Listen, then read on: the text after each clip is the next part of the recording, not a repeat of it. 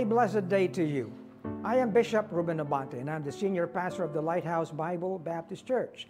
I'd like to invite you now to be with us as the message of the Word of God is preached from the pulpit.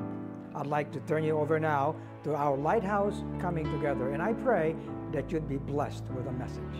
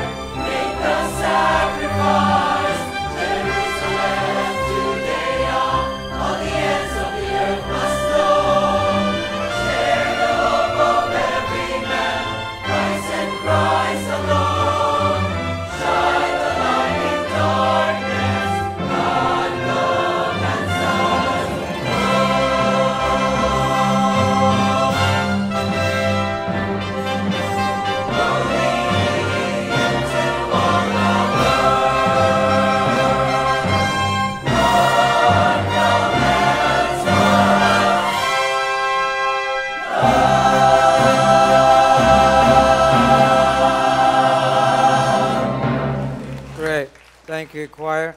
God commands us, go. Now, the word go there does not just mean go to a certain place. It's not, that does not just simply mean the geography of going. It's the task of going. Okay? It's doing actually. Okay? Now with that, dumako tayo sa ating mensahe. I'd like us to stand, everyone, and to read our text today, which is found in Hebrews 12, verses 1 to 13. Hebrews 12, this is actually a continuation of the message that we started last week, sapagkat sinimulan ko ang mensahe patungkol sa ating mga tatay, sapagkat last week was Father's Day, but right now, it's Father's Sunday for us as a church. Now, let me just deliver this message, collectively sa lahat ng mga tatay. Okay? At yung mga may responsibilidad na kahit kayo'y hindi tatay, okay, ay tatay na rin kayong parang dahil sa inyong responsibilidad. Dahil walang tumatay yung tatay, kayo na ang gumagawa ng gayong responsibility. In Hebrews 12, 1 to 13, Wherefore, seeing we also are compassed about with so great a cloud of witnesses, let us lay aside every weight, and the sin which doth so easily beset us, and let us run with patience the race that is set before us, looking unto Jesus, the author and finisher of our faith, who for the joy that was set before him endured the cross, despising the shame, and is set down at the right hand of the throne of God. Now notice that these two verses here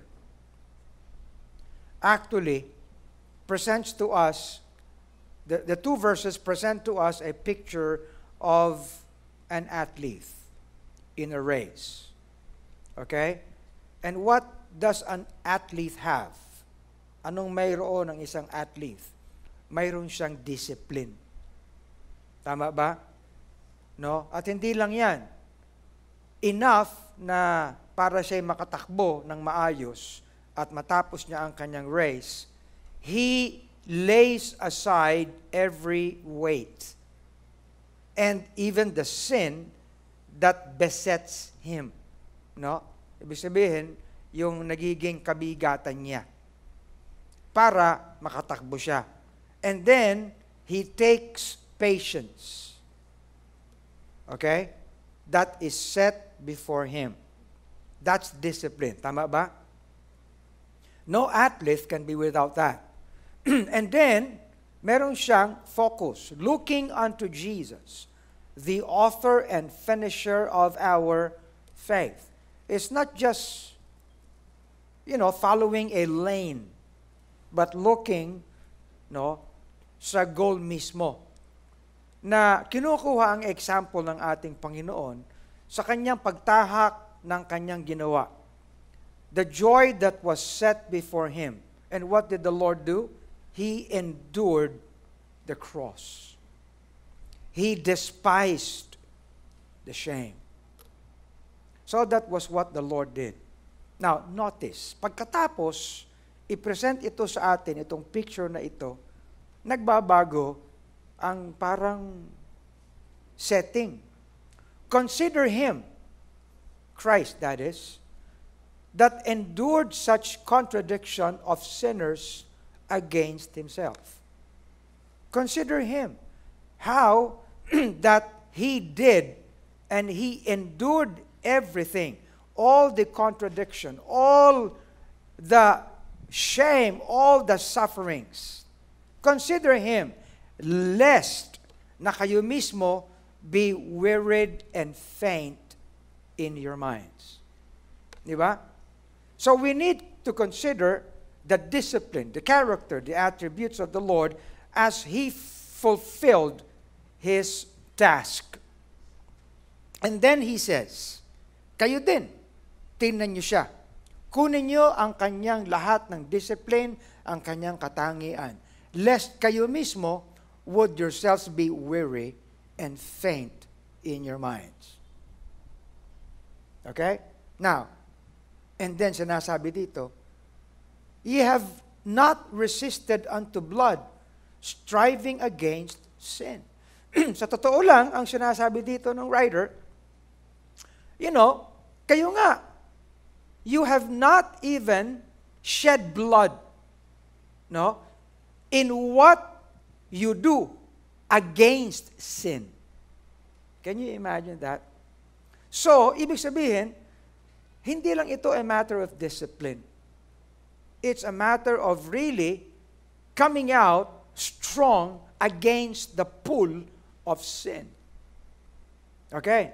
Now, again, parang iba ito, di ba?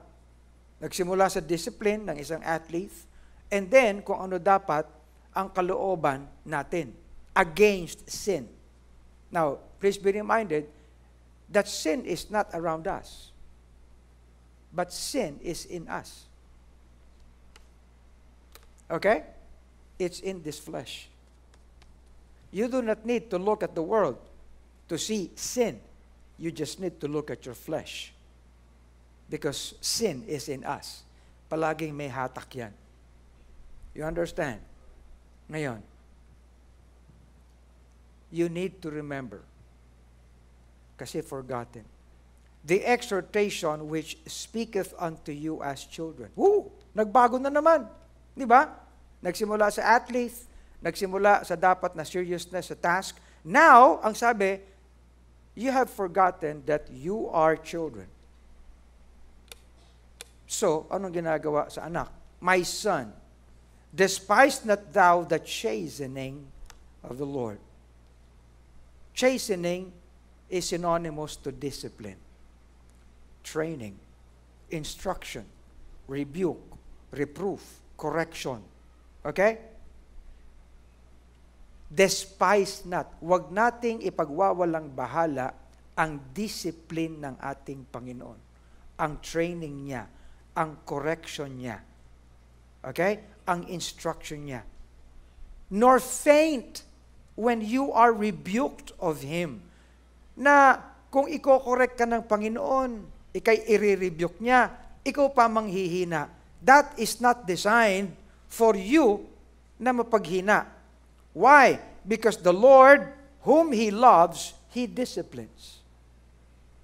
Even scourgeth every son whom He receiveth.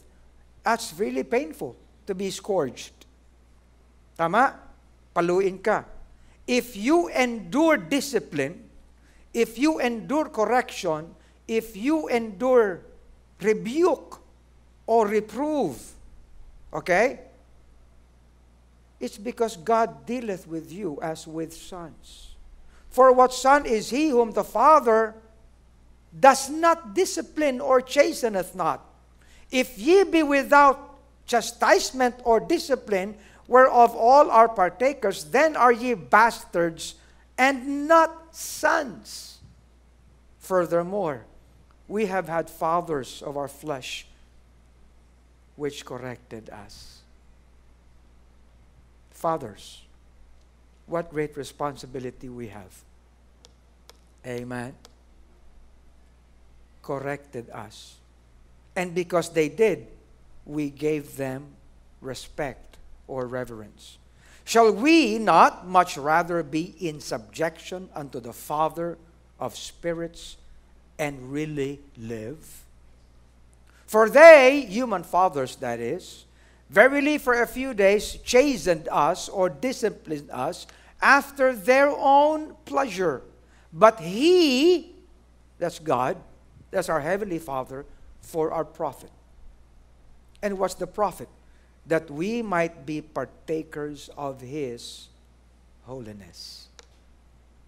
Now, no discipline, no correction, no rebuke for the present seemeth to be joyous, but grievous.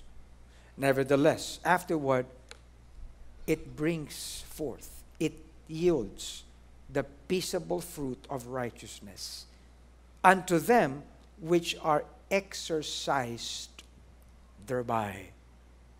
What does exercise bring us? Di ba? Anong ginagawa sa atin ng exercise? Pag exercise ka ng exercise, okay? It equips us. Correct? It equips us. Wherefore, lift up the hands which hang down. Bakit? Nasasaktan ka na ba sa Panginoon? Nasasaktan ka na ba sa hinaharap mo? Mga bata, galit na ba kayo sa tatay niyo? Iniisip mo ba na dahil kinokorek ka ng tatay mo, hindi ka niya mahal? Di ba? Na sa mundong ito, akala natin ang dapat na ugali ng mga tatay at mga magulang, kung ano gusto mo anak, sige, bibigay ko lang sa iyo kasi mahal kita. Hanggang may mga bata na nagpariwara na dahil ang mga magulang, binigay lang ang isip nila, they were simply just providers of what the children wants. You know, ganun lang nga magulang eh. Sige anak, mahal kita. So whatever you want, ibibigay ko sa iyo. Kaya, nagiging ganyan ang mga kabataan. Wherefore lift up the hands which hang down and the feeble knees, and make straight paths for your feet. Now, ang mensahe natin which we started last week was the Father's love the children's discipline. Nandiyan na lahat. Yung pagbasa lang natin, andun na yung pinaka-core na dapat nating maintindihan.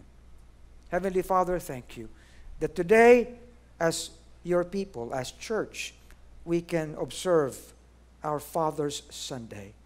Lord, this is not my message. This is your message to us. May our hearts be ready to accept your truth. Make us, Heavenly Father. Make us indeed.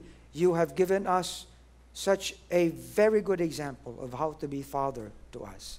You've loved us.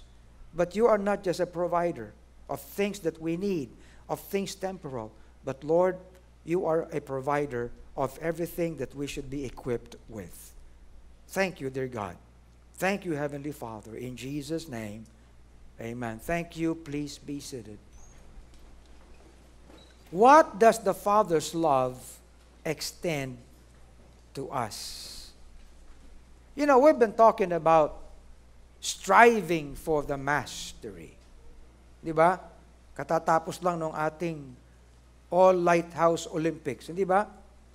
At nakita natin, sabi ni Apostle Paul, every man that strives for mastery is temperate in all things. I therefore so run, not as uncertainly, so fight I, not as one that beateth the air, but I keep under my body, and bring it into subjection, lest that by any means, when I have preached to others, I myself should be a cast away. Let's talk about fathers and children, even parents and children. Many times, we just take to ourselves that our responsibility as parents is just to provide. Oh yes. Pero yung provision na ginagawa natin, sometimes we think that it's just a provision of temporal things, material things, physical things. Okay? Oh yes, to an extent, we say that we need to provide equipping. But you realize this, what we all need is to be equipped with discipline. Right? What we all need is an equipping so that we might have the right response to everything that we face. Equipping. Alam niyo lahat na ako'y nagmumotor. Madali naman magkaroon ng classic motorcycle. But I also have my adventure bike. And I've gone around Luzon. Natakbo na namin, nakompleto na namin, North Luzon, South Luzon Loop. That's more than 3,000 kilometers. Hindi madali yun, mga kapatid. You need to have presence. Not just that, but you need to have the skill. Anong klaseng skill? Just to ride? No. To read roads. To read dangers. Not just to read signs. Sapagkat hindi naman lahat ng kalye may signs. To respond to whatever challenge. Dumating kami ng Claveria sa tuktok ng Luzon. Ang lakas ng hangin. You know, pagkatapos gabi, ang lamig. Umuulan pa. Okay? Yung mga kasama ko, well, meron silang mga motor, but you know what? They were not like me. Sapagkat mga kapatid, I was riding motorcycles during my college days. Kinikwento ko nga kay Aika, dito ko pinaparading scooter nung araw, nung estudyante ako. Okay? They did not have the experience I had. Kaya hirap na hirap sila. They were not trained to respond. They were not trained na kung anong gagawin. Hindi lahat ng motorsiklo mayroong safety features. You know? But you know what? To be trained is actually to go through difficulties and to rise above all things that would confront you. Haharapin mo yan. Sabi nga, nung taga-Triumph, yung manager, Bishop, you want to be with us? Ano yung gagawin? Yung motocross tayo, sabi ko, wala na. Wag mo na ako yayain dyan. Matanda na ako para dyan. Pwede ako siguro sa mga highways, ikot tayo, pero yan, wala, laos na tayo dyan. Siguro kung masa 30s pa ako, samunin mo ko, tutugon ako sa iyo, pero not that. Yung mga motocross na punta ka sa mga walang kalye and everything, tatalong ka sa mga wag. Okay. Ibang discipline yun. But in order for you to have such a discipline, you have to be willing. Nakikinig ba kayo? You have to be willing to suffer.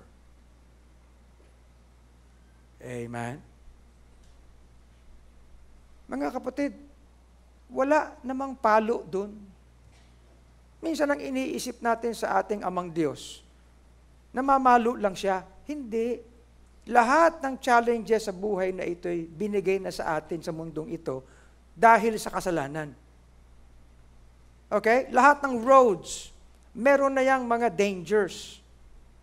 Tama? Hindi aalisin ng Panginoon yan sa atin because that's given as part of this sinful world and of this flesh. You realize that? But we should be given warnings. We should be given kung anong gagawin natin at spiritually tayo ay may katotohanan ng salita ng Diyos, tayo may kanyang espiritu, at tayo ay may kanyang biyaya so that we might really have such equipping, so that we may apply kung ano yung binigay na sa atin ng ating Panginoon. It's just like a motorcycle. All the features are there. You only need to utilize them. You understand? Mabuti yung mga motor ngayon, meron track control and everything, meron pang heat yung Siyempre, all these things are afforded so that the whole safety and all the safety features can be appreciated by the rider. You know, I can express this. Why? Nagmumotor ako kayo siguro, hindi nyo alam. Pero ngayon, sinasabi ko, because hindi lang ako nagmumotor dahil gusto ko lang.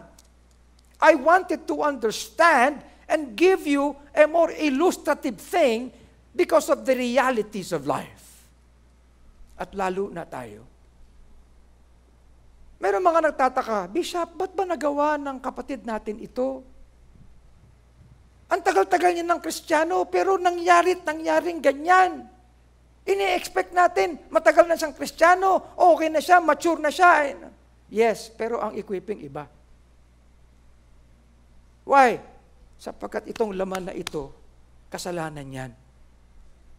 Huwag mo sabihin, hindi ka na naiinggit. Huwag mo sabihin, hindi ka na nagiging jealous. Huwag mo sabihin, hindi ka nagnanasa ng yaman. Huwag mo sabihin, wala kang, maganda ito, akin na lang kaya ito. Hihiramin ko na lang. Pero pag nanakaw yun You understand? Why? At akala natin, sapagkat yan ang nature ng mundo, okay lang yun. At bumababa na ang ating level. But you see, mga kapatid, ang ating Ama sa Langit ay binigay sa atin ng lahat upang ang ating discipline at equipping sa lahat ng bagay na ito'y mapasa atin. And we can just actually refer it to Him as everything because of His love. Tama? Lahat yan, mga kapatid, is contained in the attribute of God being love. Why? Because in His love, He disciplines. Tama? Sino ang anak na mahal ng Ama na hindi niya dinidiscipline? Marami na mga kabataan na pariwara. Bakit? Kasi ang isip natin, huwag paluin, huwag ganyan. Lambingin mo lang at kausapin mo. Tama pa rin ang Bible kahit anong sabihin niyo. You see? And I can refer to you many verses here. Times have come na you cannot convince someone just by mere talk. Mag-aantay ka para maging kriminal yung anak mo tapos makukulong? Even the correction jailor cannot change him. The change must be now. I was talking to some. Alam niyo, ituro lang natin to obey, to obey, to obey, to obey. Alam niyo, listen, kahit ako bilang pastor, I want people to obey me. I I want to be obeyed because syempre ganyan ang stature mo eh. But listen, minsan iniisip natin, just obey God, just obey God, just obey God. Oh yes, lahat naman talaga obedience. Pero mga kapatid, in the level of what we are, mga kapatid, minsan sinasabi ko, sa mga pastor sinabi ko ito, wag natin palaging sinisigawan ng ating mga, just obey me, it's all a matter of, minsan, sa opisina, nagagalit ako. Sabi, sir, ginagawa ko naman yung pinapagawa mo eh. Kaya nga doon ako nagagalit eh. Dahil ang ginagawa mo lang, yung pinapagawa ko. Yung dapat na gawin mo. Dahil sa natutunan mo, gawin mo. Paano kung wala na ako? Naintindihan niyo ba yun? You know what? That's the discipline. You understand? But everything is because of the Father's love. Thank God for His love. In His love, He brought us the ultimate sacrifice and the sacrifice of love. Amen? Kaya wala na tayong masasabi. Panginoon, kulang yung pag-ibig mo sa akin eh. Hindi natin pwedeng banggitin yan sa Panginoon. Ang pinakatugatog at pruweba, mga kapatid, ng pag-ibig through sacrifice ay ginawa na ng Panginoon sa atin. Tanggapin mo na lang yan muna. Amen? Trust Jesus Christ today. Kung ikaw ay tatay ngayon, you can be a better father if you've experienced the sacrificial love of Christ. If His sacrificial love is in you. Amen? That is the primary thing you can do. Secondly, not just that He gave us His sacrificial love, but He gave us the privilege of sonship. Amen? Now, to be a child is to be privileged. You understand? Alam niyo, kanina lang tinitingnan ko si City. Isn't she privileged to have parents as Neil and Christy? Amen? What more for us? Lalo na mga kapatid, pag inisip natin, ang sabi for ye have not received the spirit of bondage again to fear, but we have received the spirit of adoption, whereby we cry, Abba, Father. You know, that word Abba is a word of affection. The Spirit Himself beareth witness with our spirit that we are the children of God. You know, mga kapatid, we already have the proof that we are children of God because of His Spirit. Amen? Alam at alam at alam natin yan. Okay? Alam niyo, yung aking birth certificate, pag yan ang babasihan ko, na anak ako ng tatay ko at nanay ko, mali yung pangalan ko eh. Wala namang E. Ruben lang. But all through my days, R-E-U-B-E-N ang gamit ko. Kinwestiyon pa ako ng PSA. Kaya sabi ko kay Atty. Moses, ayusin mo nga itong ng PSA. Aba, hindi raw ako pwedeng bigyan ng authority to solemnize marriage. Ano ba yan? Lalo naman si tatay. Kung ang kanyang birth certificate, ang kanyang pagbabasihan, mga kapatid, ng kanyang pagiging anak ng lola at lola ko, ang pangalan niya sa birth certificate, Bienvenida. Naisip niyo ba yun? Isipin mo, Bienvenida. Tay, may diferensya ka. You know what? The Spirit in us makes this real. Amen. Paano? Ito. Because the more you look at this truth, the more the Spirit speaks to you. You understand? Panginoon, hindi ko kasi maano yun. Pastor, hindi ko kasi maramdaman ng Espiritu. Hindi niya kinakausap. Makinig ka kasi. Nandito lahat eh. The words that I speak unto you, they are spirit and they are life. Tingin ka ng tingin sa ulap. Akala mo doon kakausapin ng Espiritu. Ano ka ba? Nagbilang ka pa ng petal ng bulaklak. Siguro ito ang kalooban ng Spirit. Hindi tayo ganun. Dito tayo. Amen? Hindi lang yan. But He also brought us all virtues. Okay? Well, nakikita natin, grace be to you, mercy and peace. O, pero teka muna. You know what? Ang sabi ni Peter ito, according as His divine power hath given unto us all things that pertain unto life and godliness. Through what? Through the knowledge of Him that hath called us to glory and virtue. Come on. Alam nyo, iniisip natin, ang pinakamatayog na kailangan natin glory, exaltation. Kaya ang daming nagpe-praise the Lord. Glory to God, glory, hallelujah, praise the Lord. Pero nasaan ang virtue? The greatest thing in our lives is not to shout glory and hallelujah, but to bear His virtues. You see? Ang galing-galing ni Lord, ang yaman-yaman ko na ngayon, ang sigla-sigla ko, naabot ko na ang tugatog. Amen, praise the Lord, praise the Lord. Nasaan ang virtue sa iyo? Hindi ba? Ang yaman-yaman yan, mga kapatid. Virtue.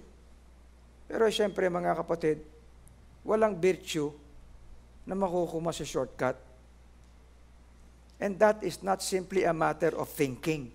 Nabasa mo lang yung Philippians 4:8-9. Finally, brethren, whatsoever things are true, honest, ganyan.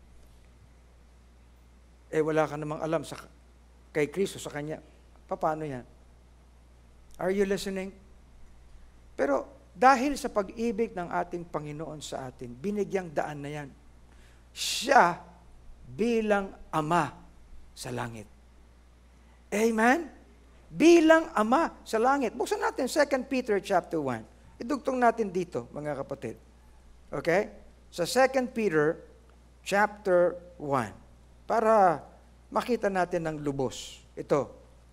According as His divine power hath given unto us, all things, whereby are given unto us exceeding great and precious what? Promises. Here. That by these, we might be partakers of the divine nature, having escaped the corruption that is in the world through lust. And so beside this, giving all diligence. Ano yung Tagalog ng diligence ulit? Kasigasigan. Hindi katamaran. Mga kapatid, wala tayong mapapala sa katamaran. Wala tayong mapapala sa excuse ng excuse. Wala tayong mapapala sa bagay na, Pastor, pasensya ka na, wala akong panahon dyan busy ako ngayon. Wala tayong mapapala dyan. Forever ka mabigyan ng excuse na ganyan, mawawalan ka. Mawawalan ka ng virtues. Mawawalan ka ng diligence. Are you listening? Kinikwento ko nga kay Dr. Eric. Alam niyo, itong bagay na ako'y presidente ng Alumni Association ng PLM. Akala niyo ba yan deliberate na aking pinagnasaan? It came as an opportunity sa ministry. It came as an opportunity to prove the thing that we have inside. Amen? Alam niyo, lahat ng mga katalastasan ko sa PLM, hindi maaari na hindi nila malaman ang lighthouse at ang mensahe natin. Hindi maaari. You see? Ano nakita nila? Aba yung uri, yung kaibhan. Okay? Yan din ang gusto kong malaman ng ating mga kabataan dito. Hindi porke nag-surrender ka at nag-forward ka, umiyak ka, okay na yun. Hindi yun. You have to have diligence. Your commitment should be translated to diligence. Amen? So, ibig sabihin, ito yan gagawin natin. Tutulungan ko kayo para magkaroon kayo ng diligence. Good? This church, because of the love of our God, giving all diligence, add to your faith virtue. To virtue, knowledge. To knowledge, temperance. To temperance, patience. To patience, godliness. To godliness, brotherly kindness. And to brotherly kindness, charity. For if these things be in you and abound, they make you that ye shall neither be barren nor unfruitful in the knowledge of our God. Anong ibig sabihin yan? Ibig sabihin, equip tayo. Equip tayo to respond to the many things that we face in life because of His virtue in us or virtues in us. Amen? Lahat tayo babagsakan ng enticements. Amen? Magmula sa sakit. Okay? Magmula sa sakit. Si Butch, oo nga pala, ang mama ni Butch, mayroong sa thyroid niya. Okay? And she's undergoing iodine something. No? Pray for her.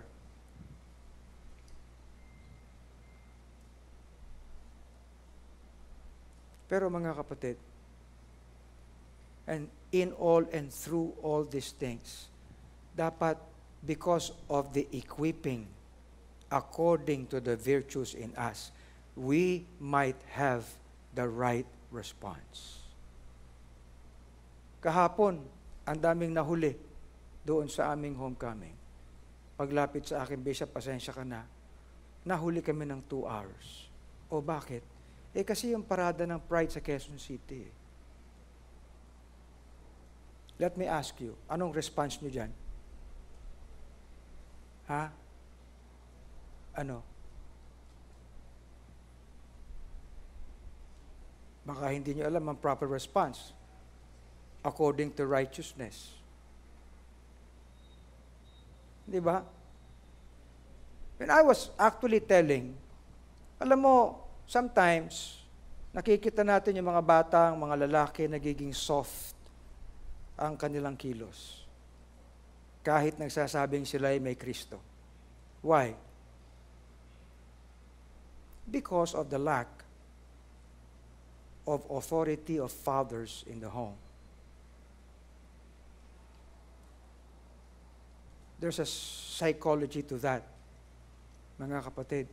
Hindi issue yan ng creation ng Panginoon. Issue yan ng flesh. At itong laman natin, mga kapatid, subject ito sa malaming kung anong mga influence. Nakikinig ba kayo? Nakabasa pa ako ng isang post sa social media at ang dami-dami niyan. Anong response natin? Yan na nga ang sinasabi ko palagi. Wala tayong inaatupag kundi mag-social media tayo na mag-social media. But, you know what? Pinupuno natin ng basura yung ating isip. It enters our emotions. It enters our way of life. Para na tayong social media. Kaya nga, kung meron tayong social media, fine. Lagyan natin ng sarili natin content. Yun yan. You understand? This worldview will never make us any better. It's only God's view. You see? But he that lacketh these things is blind and cannot see afar off, and hath forgotten that he was purged from his old sins. Wherefore the rather, brethren, give diligence to make your calling and election sure. For if ye do these things, ye shall never fall. He gave us His virtues. And His virtues do not go against His own self. Amen? Hindi pwede na, ginawa ako ng Panginoon na ganito. Hindi, ginagawa ka ng laman mong ganyan. You see, what discipline do we have? It's part of chastening. It's part of reproof, of correction, of reproof, of instruction in righteousness. Amen? Hindi lang yan. But, according to His love as Heavenly Father, He brings us to the perfection of His love. You know, God's love for us is not simply designed for love to be bestowed, but to be perfected. Okay? Hindi lang tayo tumanggap ng pag-ibig niya. Ngunit ang pag-ibig niya ay nagiging sakdal sa atin. Perfect. Okay? He that hath my commandments and keepeth them, he it is that loveth me. And he that loveth me shall be loved of my Father, and I will love him, and will manifest myself to him. The thing with the love that the world explains to us, it is not a love that disciplines. It is not a love that corrects. It is not a love that instructs. Okay? Now, akala natin yung love na nagpaparaya. Di ba? Oo. Ang pag-ibig ay dapat hindi nagtatali. Oo. Ang pag-ibig ay dapat hindi nagkukulob. Teka muna, ba't tinatali natin yung lalaki at babae sa marriage? At sinasabi natin, itatali sila all their lives. Hindi ba? Kung hindi ka pwedeng maniwala na ang pag-ibig ay nagtatali. Correct? Nakikinig ba kayo? At palagi kong sinasabi, and when God provided the tie that will bind a man and a woman, He provided a tie that is so strong. Correct? Tapos hindi ka maniniwala na ang pag-ibig nagtatali, nagko-constrain, nag-hold. Ano yung pag-ibig ang kailangan mo? Anong pag-ibig ang, right? The perfection, because there is such a perfection of the love of God. Okay? Ito ninyo. My Father will love him, and we will come to him, and will make our abode with him. Abode. Ibig sabihin, if indeed the love of God is in us, His love abides. Ha? Ibig sabihin nasa akin? Yes. Ikaw ang gustong umalis. Have you ever thought about that? Kasi, akala natin, ang gusto nating pag-ibig, ibigin mo lang ako, Panginoon, pero pabayaan mo kung gawin ang gusto ko. Tama? Ha? At kapag sinabi, bigyan mo ako ng karapatan, Panginoon. Karapatan. Give me my own rights. Alam ko, mahal mo ako, but give me my rights. Now, come on. Hindi ba ganyan ang mundo? Dad, alam ko, mahal mo ako, pero pabayaan mo ako. Pabayaan mo ako magkaroon ng sarili kong desisyon, sarili kong plano, kasi mahal mo ako, di ba?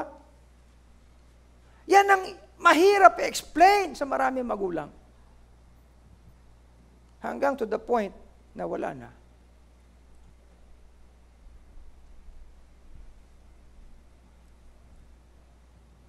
As my Father hath loved me, so have I loved you. You continue in my love.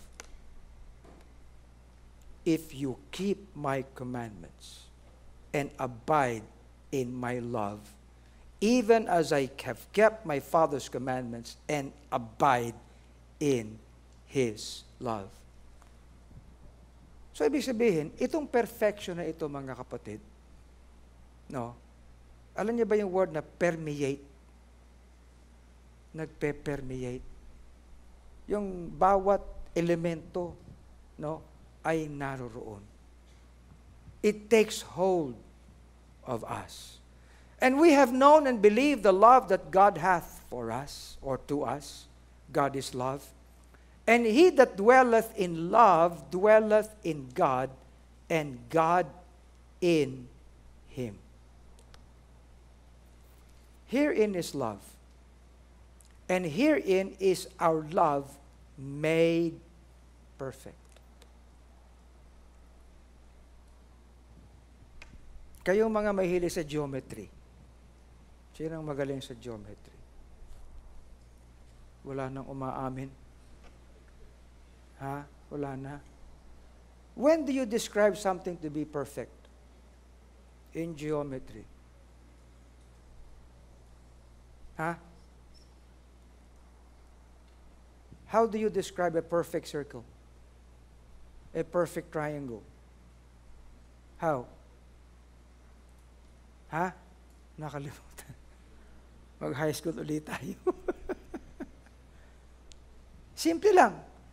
Bumabalik kung saan nagsimula. Tama? Ha? Bumabalik kung saan nagsimula. From the point it started, doon bumabalik. Such is the perfection of the love of God. Walang putol. Pag nagkaroon ng putol, it's not perfect. Kaya hindi tayo pwedeng tumakas sa pag-ibig niya. Nakikinig ba kayo? So, nasaan yun? Nasaan ang pag-ibig ng Panginoon sa atin? Nasa bulsa ko, pastor. Kasi, nauna yung karapatan ko eh. Kaya, wala lang. You see? That we may have boldness in the day of judgment. You know what?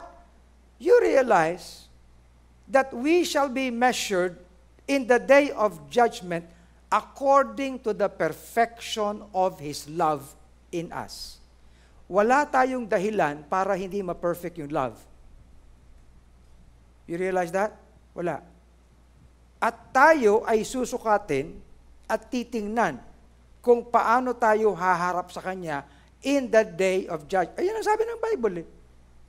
That we may have boldness. Ano yung boldness? Confidence. Okay? That the rewards will be afforded us. Why? Because His love is perfected. And then we say, tatakas na lang ako. You know what? Look at the prodigal son. You know the story. Lumayo siya. Kinuha niya yung kanyang karapatan. Nagpakalayo-layo siya. Okay? And he wasted his substance in riotous living. Just for him to say he has the right to do so. Correct? But, did he gain? No. He actually lost everything. Until he came to himself and said, what am I doing here? I am loved by my Father.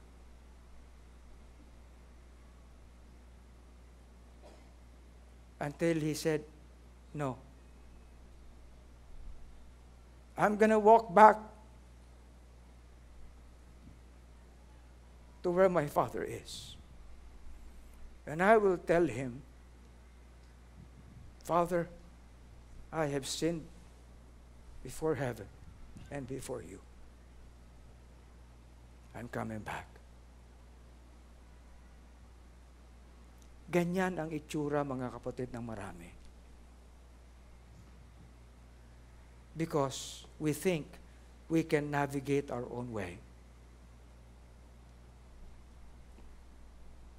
Listen. Kahapon, nagmi-meeting kami. May bumati sa akin. Siyempre, yung unang-unang batch ng PLM, nagsimula yan 1967.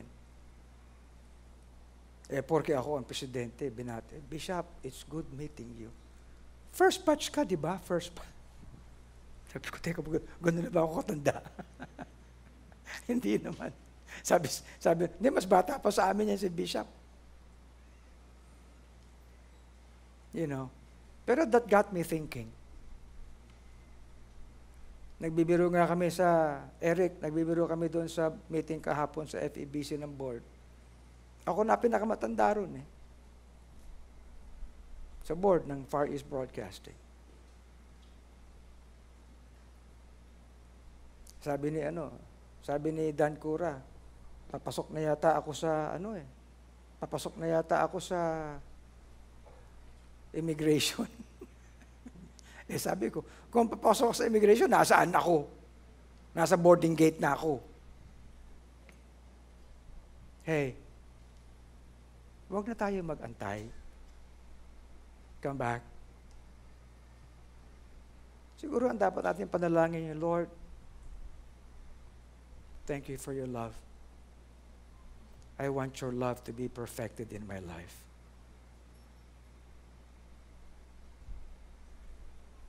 There is no fear in love, but perfect love casteth out fear.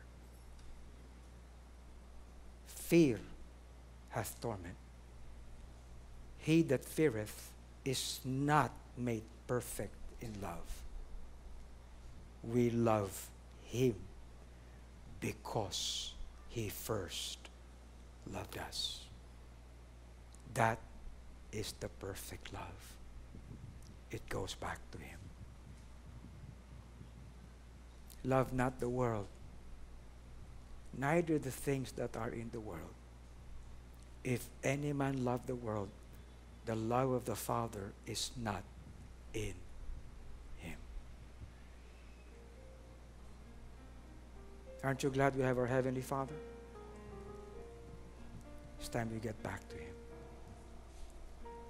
Let's stand and pray.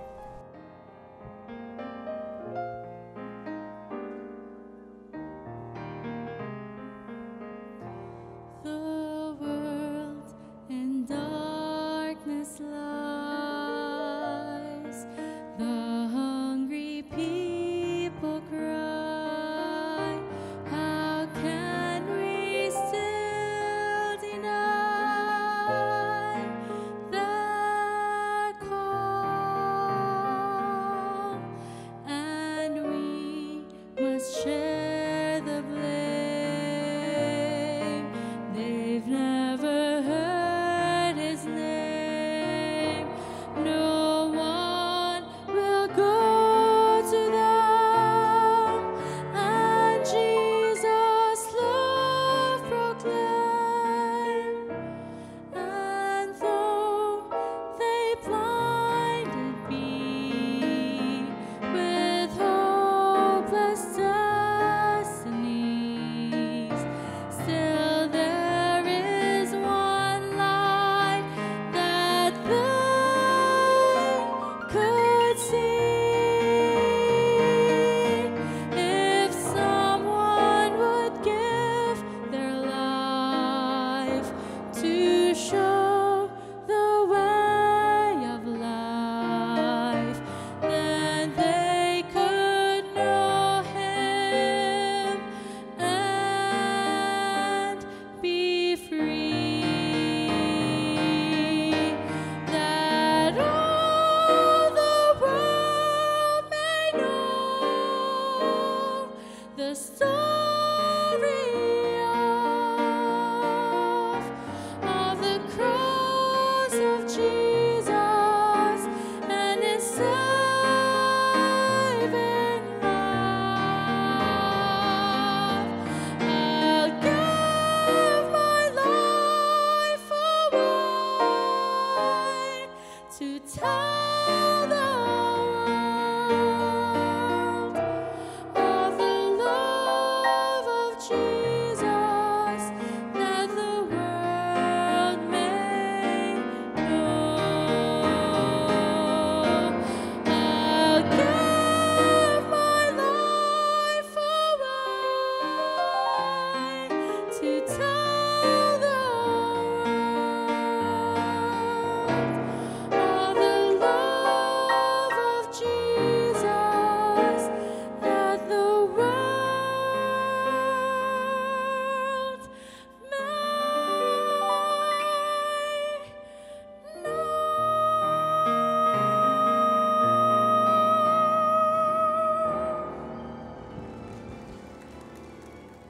Thank you for watching The Pulpit. We hope you were blessed with the preaching of God's Word today. The most important thing that we can share with you today is the salvation that only comes from the Lord Jesus Christ.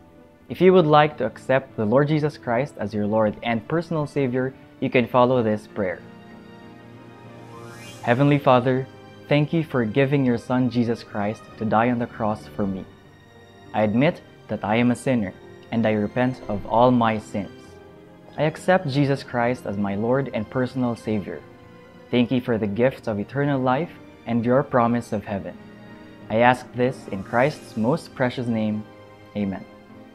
If you have prayed this prayer, let us hear from you. Message us through the Lighthouse Bible Baptist Church Facebook page. We'd like you to continue growing in Christ, so we invite you to join us in our coming together every Sunday at 9 in the morning and 4 in the afternoon. Also on Tuesdays and Thursdays at 7:30 in the evening.